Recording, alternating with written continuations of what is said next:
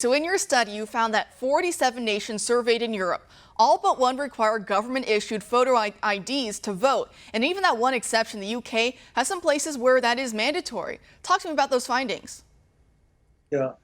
No, I mean, the rest of the world is very conscious about vote fraud. They have the same debates in terms of, keeping people from voting and also vote fraud. But what you find is that whether it's socialist countries or non-socialist, whether it's labor governments or conservative, that you find them all being concerned about this. I mean, you can look at Northern Ireland, which is part of the UK.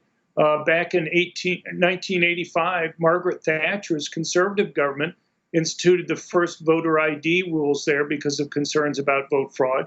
And then in 2002, Tony Blair's Labour government was very concerned about that, realizing that some of the IDs that she had allowed were being fabricated, forged. And so they made stricter rules with tamper-proof photo IDs. And you see that they really learned this the hard way. For example, when it comes to voting, when it comes to fraud and election integrity issues, talk to me about some of that. What pushed a lot of these countries in the first place to start really mandating and cracking down on photo ID laws?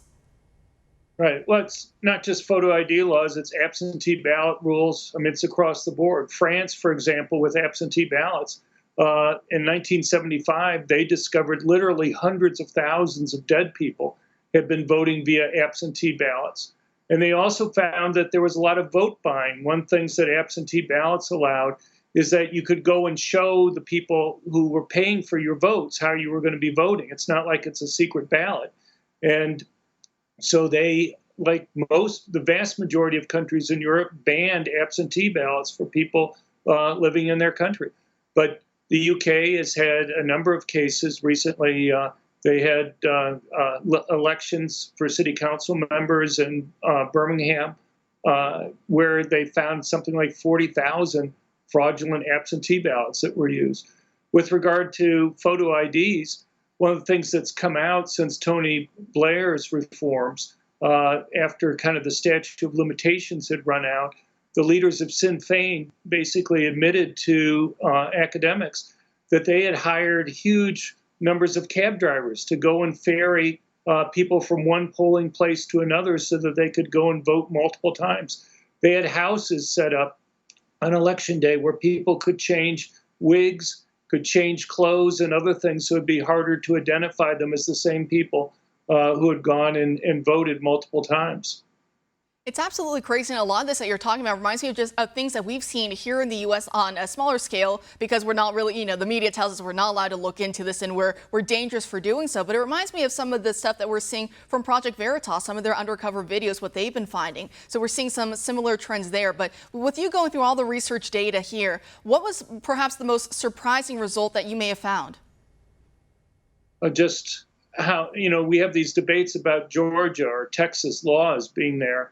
The thing is, even if they get the reforms through that they want in Texas or just got through in Georgia, they're still nowhere near as restrictive as the countries in Europe or developed countries around the world.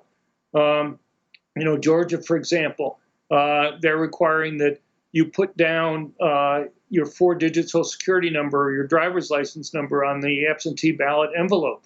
Well, in Europe, 74% of the countries ban absentee ballots. 6% allow it if you're in the military or in the hospital, but you need third-party verification. They just don't take your word that you need it. And you have to have a photo ID and go and pick up the ballot yourself. None of this stuff about, just putting a number on the outside of the envelope. Another 15% of the countries require photo IDs where you have to go and pick it up. So that's 95% of European countries have much stricter rules.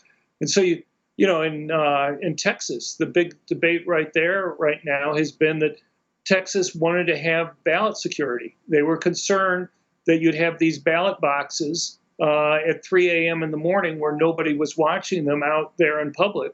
The big reform that they wanted was to limit the hours to like 6 a.m. to 9 p.m., but then require that there had to be some public official there with the box to monitor it and make sure that nobody was tampering with it in any way.